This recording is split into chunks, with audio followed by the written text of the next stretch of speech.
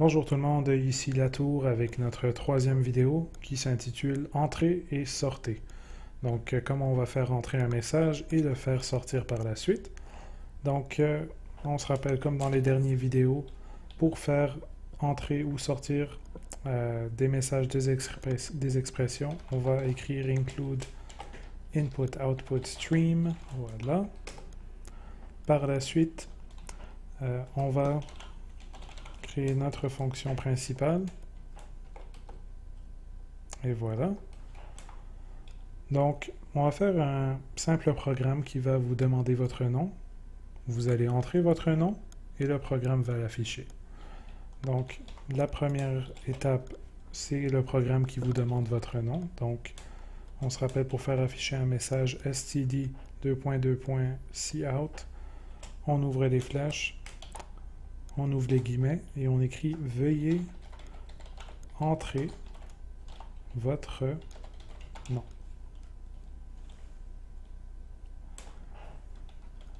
Et puis avant la fin de l'instruction, parce que on va vous permettre de rentrer votre nom sur la deuxième ligne. Pour pas que ce soit sur la première ligne, ça va être plus propre de cette façon-là. Donc, l'instruction de fin de ligne, et voilà.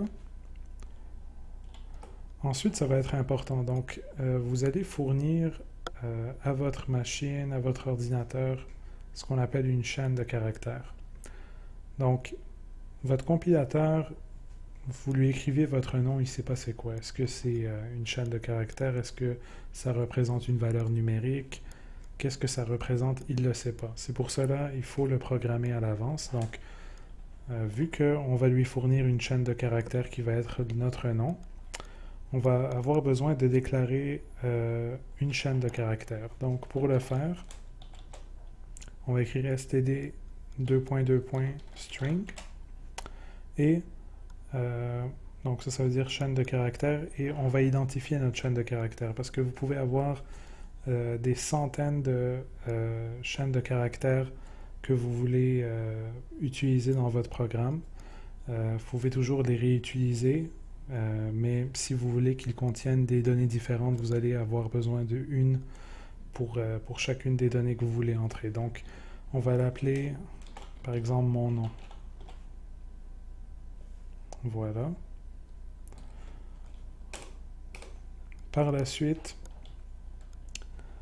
on va demander au compilateur, en fait, au programme, de prendre les données que l'utilisateur va rentrer. Donc, de prendre en... je pourrais dire prendre en note, mais... donc, il va prendre en entrée ce que vous allez lui donner. Donc, on va écrire getLine. Qu'est-ce que c'est que ça? Voilà. Par la suite, on va écrire std : sin entre parenthèses pour lui dire qu'on va prendre une entrée. Donc, vous allez voir sur beaucoup de sites web, vous allez, puis même dans plusieurs vidéos de YouTube, vous allez voir que certaines personnes vont vous dire ben, vous avez juste à écrire ça. Puis, ça va faire en sorte que le compilateur demande à l'utilisateur de rentrer des données, mais c'est pas la façon correcte de le faire. Puis je vais vous expliquer un peu plus tard pourquoi on va être un peu plus avancé dans l'affichage et puis dans la collecte des données. Donc cette instruction, elle va prendre ce qui est sur la ligne. Ici, on indique que c'est une entrée de l'utilisateur. Et puis, ce que l'utilisateur va rentrer, on va l'insérer dans la chaîne de caractères qui s'appelle mon nom. Donc, on va écrire ici mon nom. Et voilà. Maintenant, c'est important, vu qu'on a utilisé une chaîne de caractères, on doit ajouter la librairie à la classe des chaînes de caractères. Donc, on va faire include string. Voilà. Donc maintenant que c'est fait, vous avez remarqué getLine, c'est une instruction qui vient de string. C'est pour cela que les petites lignes rouges ont disparu quand je l'ai rajouté. Et Donc là, le programme va demander à l'utilisateur de rentrer son nom.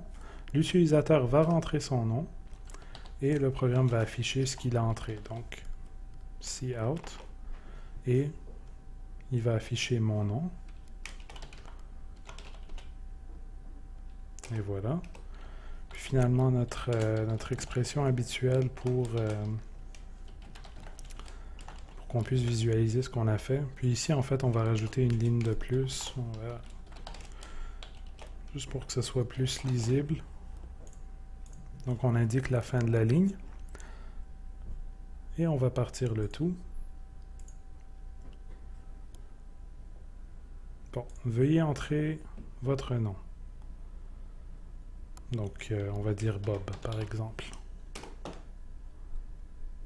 Bon, là maintenant, il a affiché Bob tout de suite après sur la prochaine ligne.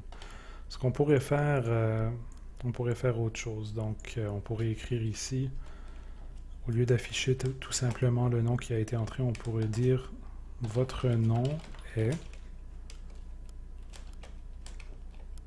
Oups. On ferme les guillemets. Puis ici, au lieu de... On va effacer ici le fin de ligne, on va mettre plutôt le nom.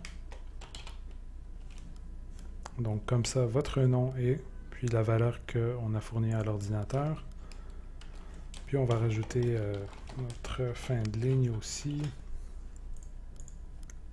Regardons, ça a l'air de quoi? Donc votre nom, Bob. Votre nom est Bob. Et voilà. Donc, c'est tout pour aujourd'hui et je vous revois la prochaine fois avec un nouveau vidéo. Merci encore. Ici Latour et passez une bonne journée.